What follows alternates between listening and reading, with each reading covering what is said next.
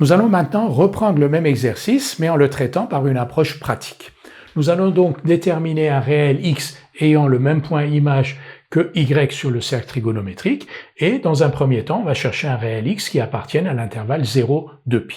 Dans ce genre d'exercice, le y qu'on vous propose s'écrit toujours sous la forme grand A fois π, c'est-à-dire souvent, très souvent, une fraction fois π.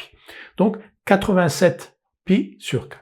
Dans l'approche pratique, on va encadrer ce grand A, 87 sur 4 ici, par deux entiers consécutifs. Alors, on va prendre notre calculette, on va calculer 87 sur 4 et constater que 87 sur 4 est compris entre 21 et 22. Sinon, on peut aussi poser la division de 87 par 4. 87, c'est 21 fois 4 plus 3. 87 quarts, c'est donc 21 plus 3 quarts. Si 87 quarts, c'est 21 plus 3 quarts, c'est bien que 87 quarts est compris entre 21 et 22.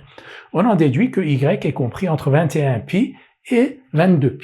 Et là, on a partie gagnée. Alors, je vais résoudre l'exercice un peu rapidement et revenir pour expliquer pourquoi j'ai procédé ainsi. Donc ici, j'ai y compris entre 22π et 21π. Je vais retrancher 20π aux trois membres de cette inéquation. Je vais donc obtenir 21π moins 20π inférieur à y moins 20π inférieur à 22π moins 20π, c'est-à-dire π inférieur à y moins 20π inférieur à 2π. Maintenant, je vais me dire, si x égale y moins 20π, ce x qui est égal à y moins 20π, il a les deux propriétés que je cherche. D'abord, si x égale y moins 20π, x et y ont le même point image sur le cercle trigonométrique, parce que si y moins 20π égale x, y moins x égale 20π, c'est-à-dire y moins x est de la forme 2kπ avec k égale 10. Donc x et y ont le même point image sur le cercle trigonométrique. Donc si je pose x égale y moins 20π, ce x, il a le même point image que y sur le cercle trigonométrique. Et d'autre part, cet x, il est compris entre π et 2π, donc a fortiori entre 0 et 2π.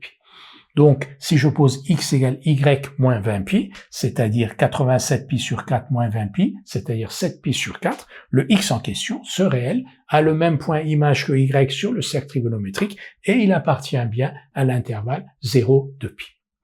Maintenant, vous allez me dire pourquoi on a retranché 20π ici et pas 22π ou 18π. Et là, c'est une question donc de savoir-faire. Avec de l'entraînement, vous arriverez à déterminer le nombre de π qu'il faut retrancher pour obtenir le résultat souhaité. Juste deux exemples. Si on avait retranché par exemple 18π, qu'est-ce qui se serait passé? Donc on aurait eu y moins 18π supérieur à 3π inférieur à 4π. Et le réel que l'on a, qui est compris entre 3π et 4π, ne répond pas à cette condition-là. Donc on doit retrancher un multiple entier de 2π de manière à ce que les intervalles, les bornes de l'intervalle correspondent à l'intervalle que l'on a ici. Vous allez me dire pourquoi on retranche pas 19π ou qu'est-ce qu'on pourrait obtenir ici? 20, donc on a retranché 20π, si on retranche 21π, voilà, 21π, qu'est-ce qui se passe? Donc y moins 21π est supérieur à 0 et strictement inférieur à π. Donc l'intervalle correspond bien à 0,2π. Sauf que y moins 21π n'a pas le même point image que y sur le cercle trigonométrique, parce que y moins x est égal à 21π, qui n'est pas un multiple pair de π. Avec donc la pratique, vous allez vite savoir quel multiple de π vous devez retrancher à ces doubles inégalités pour répondre à la question qui vous est posée. Donc dans ce cas-là, on a retranché donc 20π, y moins 20π, x égale y moins 20π, et on a obtenu donc un x ici, qui est compris entre π et 2π, qui a le même point image sur le cercle trigonométrique que y.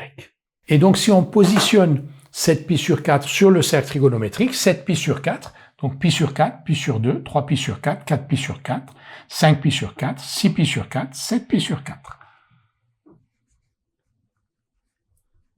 Et ce réel x égale 7π sur 4 a le même point image sur le cercle trigonométrique que y égale 87 π sur 4. Et on l'a déterminé, donc x, par une approche pratique.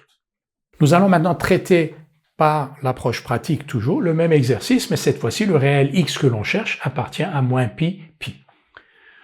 On a vu qu'on encadrait dans l'approche pratique 87 quarts par deux entiers consécutifs, qui étaient 21 et 22, et que y est donc compris entre 22π et 21π. On va maintenant retrancher aux trois membres de cette double inéquation, on va retrancher un multiple entier de π de manière à ce que les bornes que l'on obtienne, après avoir retranché ce multiple entier, soient compatibles avec moins π. Et on voit qu'en retranchant 22π, donc si on retranche 22π ici, ici et ici, on va donc avoir notre double inégalité qui est équivalente à 21π moins 22π, c'est-à-dire moins π, strictement inférieur à y moins 22π, qui est strictement inférieur à 0. Alors vous voyez que les bornes, moins π et 0 que j'obtiens, sont bien compatibles avec moins π, c'est-à-dire cet intervalle moins π, 0, est inclus dans cet intervalle moins π, et que y moins 22π, le réel y moins 22π, a le même point image que y sur le cercle trigonométrique, parce que si je pose x égale y moins 22π, y moins x est égal à 22π, c'est-à-dire est de la forme 2kπ avec k égale 11. Donc, une fois que l'on a constaté que y moins 22π est strictement inférieur à 0 et strictement supérieur à moins π, on pose x égale y moins 22π, c'est-à-dire 87π sur 4 moins 22π, c'est-à-dire moins π sur 4, et le x donc que l'on a ici, moins π sur 4, a le même point image que y sur le cercle trigonométrique, parce que y moins x égale 22π, donc sous la forme 2kπ avec k égale 11, et donc il a le même point image que y, et de plus, cet x moins π sur 4 appartient bien à moins π. Et il est plus facile à représenter. Alors moins π sur 4 sur le cercle trigonométrique, le voici. Et il a donc le même point image que y égale 87π sur 4.